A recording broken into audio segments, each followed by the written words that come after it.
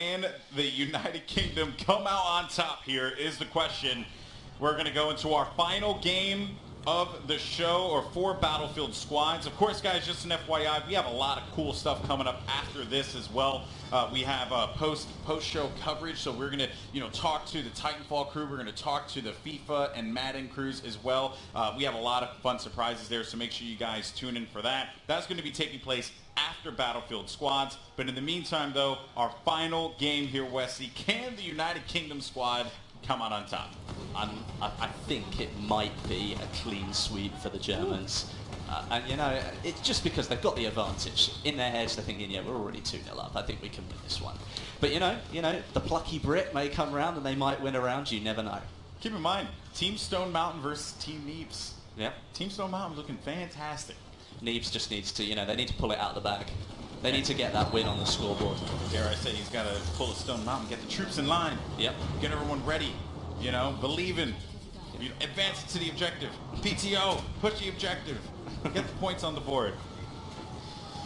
Now it's time. I just heard someone just yell. Was that in the game or was that here? No, I'm almost certain that was someone in the crowd. I think it was AC Bongos actually yelled out loud. He has a very bellowing yell, just sound like real Spartan-like. Very commanding voice. Yeah, real 300-ish. Here we go, folks. Into the gameplay. We're going to see some rifle gameplay now. Just look at the scope. Look how beautiful the weapon looks. It's one of those things I like to play with a sniper rifle quite a lot. It's a real, it's a role where, if you get the kill, you feel like you really deserve it. And now when you look at those weapons, you think, wow, that's absolutely beautiful. Oh, the detail.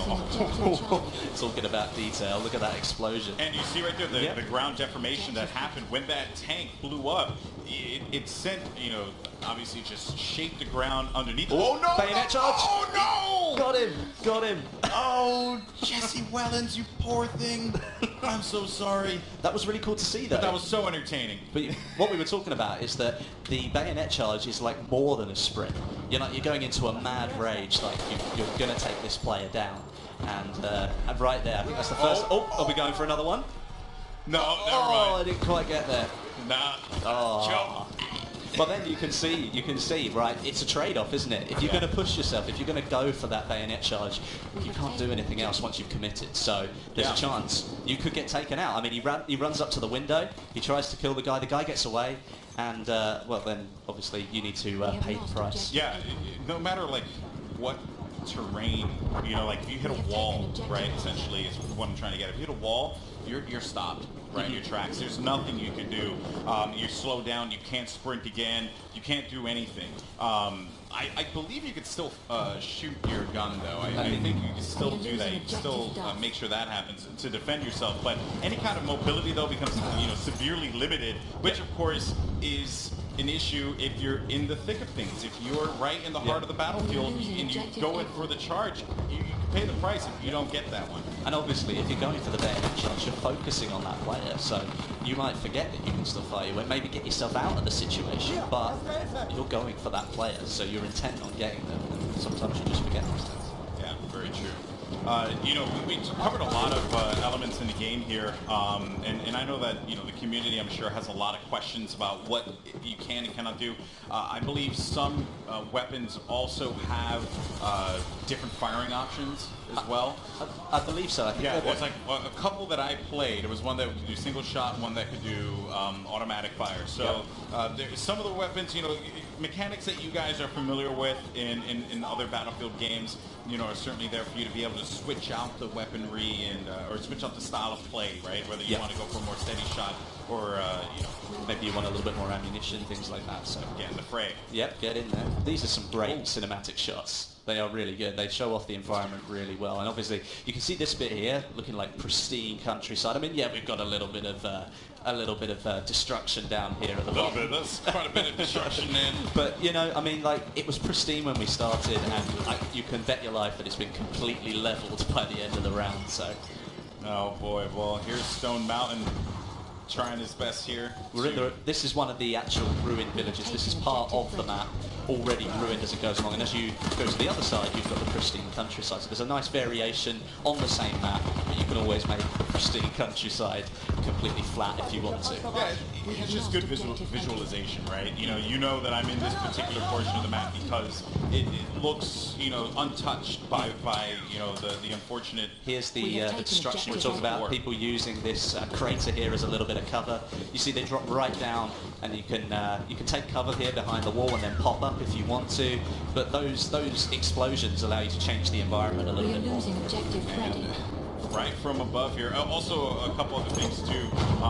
There are certain structures that you can actually level completely, and it will create a crater underneath as well. So for people who may be concerned about, like, maybe a building completely flatlined and there's no cover, there's opportunity for that because of the ground deformation. Yeah, I mean, it's almost like, if you think about it this way, the floorboards sort of crumble in on themselves and there's a bit of space underneath it. So if you crouch down, then there's still that tiny bit of wall that's been left behind, and you're still able to take a bit of cover there. So you might be out in the middle of nowhere with people firing down on you, but you've got the opportunity to take some cover and maybe give yourself a little bit more of a fighting chance. Oh, he just jumped out of that airplane. He bailed. So fast. He was not having any of that. But here we go. Now is Team Stone Mountain trying to push forward, but here comes a tank here, and they're going to get a huge hit on that tank, and the tank goes down. Big plays there for Stone Mountain and his crew, completely decimating that war machine. Good work there from them. Well, I mean, like, you saw the power of the anti-tank grenade there. I mean, it looks like a small object in your hand, but it's sure got a big explosion when it goes off. And multiple ones of those are easily going to be able to take down one of those land ships. Oh yeah, they're just deadly. But I think a lot of people always ask the questions. Well, how do I defend myself against tanks? So there you saw it right there. Work with your team, which is what Battlefield's all about, and you will be able to overcome those odds, even if you're just just a small infantryman. Yeah, I mean, there was a great shot there that we just went past that showed, like, the mudlands in between this amazing sort of countryside, and we've got what's already been destroyed. So it was a really nice shot, that one. Just, you can look at so many portions of the map and just be blown away each and every time. And friendly airship has been deployed for the German Empire. So the United Kingdom coming back here, Wes. You said it was going to be a sweep, man. I always believe. I didn't believe. You did not believe.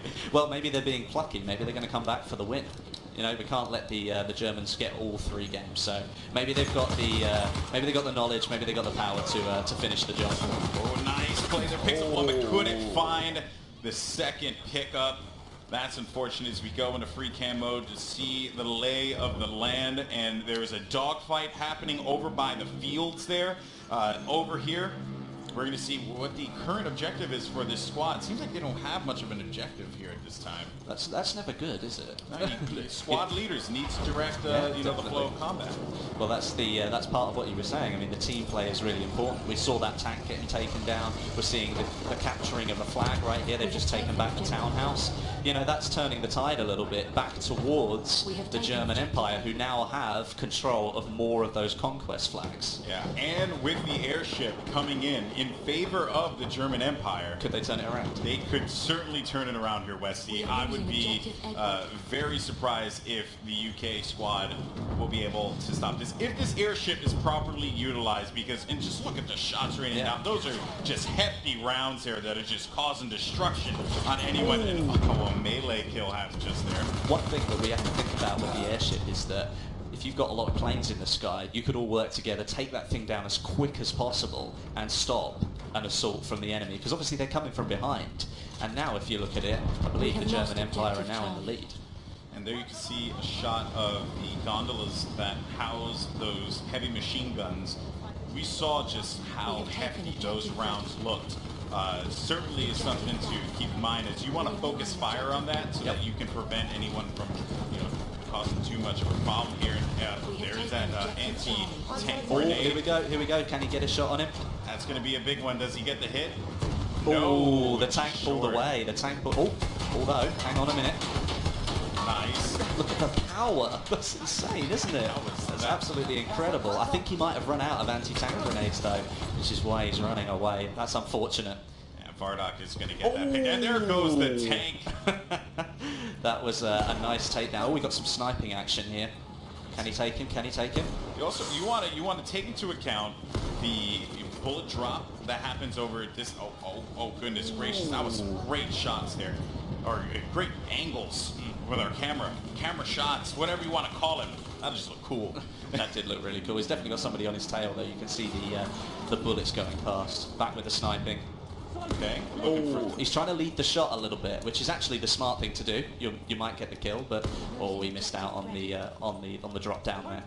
And the thing, sniping in this game is, it's a challenge. It is, it's going to take a lot of getting used to here. But here you see, he knows that this spot is currently being taken over, and I don't know if that's his teammates. I think we might need to. Well, he's got to try and find where the enemy player is. I mean, you can see on the mini-map, you might just be able to see that. And, it's a tank. He might have a bit of trouble taking that down with a sniper rifle. I think he realized that too. He's like, I'm just going to go back and continue sniping. I'm not going to worry about the tank. You guys deal with that. I got no time for this. All right. Oh, there you go. That's the ground underneath the building there, so you can still use it as a little bit of cover. It's not fully destroyed yet, but there is a chance that could happen during the game. And especially how Doom was entering that doorway there, had it not been as frantic, potentially the person that he had eliminated would have been able to use the coverage and get a better angle on him and pick him off. So Pony's been left. We got some Yeah, we got the high five. We got the high fives. As long as it happens. Yeah, no, because then it's that moment that's gift. And it lives forever, and he'll never be able to live it down. So we averted a crisis there, folks. Back on board with the sniper. It seems like the team actually the team took back the windmill. So carry on sniping to his heart's content. I don't think he's hit a living soul, which is unfortunate. It's like first, if you don't succeed, try again. Unless you're that guy, just give it a stop. Just for the time being, move closer, maybe. Like what you might notice is obviously all these conquest flags are they're all sort of spaced out perfectly, and yes, actually, let's talk about that. Yeah, so we were brought up before on this, and I did want to talk about a different kind of weather conditions. We saw rain, we saw sun. Now we're starting to see the fog set in, and the fog can be quite brutal. Wes, you have experiences with that too, right? Yeah, I definitely have. And I mean, obviously, we were looking at a map that was giving all different types of gameplay. So you had the close quarters, you had medium range and long range for sniping. Now, if you're a sniper at the top of that windmill over there, there's not a chance in hell that you're going to be able to see what's going on down in the town. So you're going to have to come out, potentially use your pistol, or maybe even swap to another class when you respawn to try and win the battle, because, well, the weather's not going to let you snipe anymore. And keep in mind, too, that this is going to affect the airship. It's going to also affect any planes that are in the air. They won't be able to tell where the infantry are moving. They are covered, essentially, by Mother Nature herself. We haven't got long left. We've only got a couple of... There goes the coming down this time. There goes the airship. It's going to fall down, and this is not looking good. Where it's going to land is the question, and how it's going to affect the battlefield is also something of note here. But overall, though, that stop there with from the German Empire's airship, that was huge because it could have gotten out of control. The United Kingdom may have not been able to hold these points. We've got a minute and a half left of the game, and there's only about 15 points in it. So the Germans managed to pull themselves in front, but there's still a chance that the British could bring this round in the last minute of the game, especially with the air. Bull Shark. That was brutal. Bull Shark is brutal, man. He's not anyone's friend. Well, if you look at it now, the British are in the lead, 145 to 128. They've turned it round. Indeed they have, but they are going to be losing point A, and it seems like they might. D is being contested here. White boy can't stand a chance against Doom as he comes around the corner. Yeah, it looks over to the townhouse. Here we go. Maybe the blue team can get this point here. This is going to be point D that was currently being contested, and they're fighting over townhouse at this moment. A lot of bodies on this point, on this flag. They should be able to get control of it. Well, let's hope so, because if the British do manage to pull off a win, it ends up 2-1, but, you couldn't let go with a 3-0 landslide. Just can't let the sweep happen, I mean, you want to go out with some dignity. Definitely. You could win the third round, that's consolation. Yeah. Perhaps the tactics weren't there in the first 2 rounds. Maybe we call them warm-up matches. Yeah, right. Those last 2 rounds didn't count. This one is the one that matters because we won. With only 14 seconds left. What a shot! Neebs going down there. He's so happy. That was Stone Mountain to Neebs, if I'm correct. Was it? I believe that was Stone Mountain to Neebs. That is awesome. Well, maybe it's like, well, we'll let you win this one, but do you know what? I'm going to take you out anyway. And there we go. Well, there you have it, folks. Congratulations to all the competitors.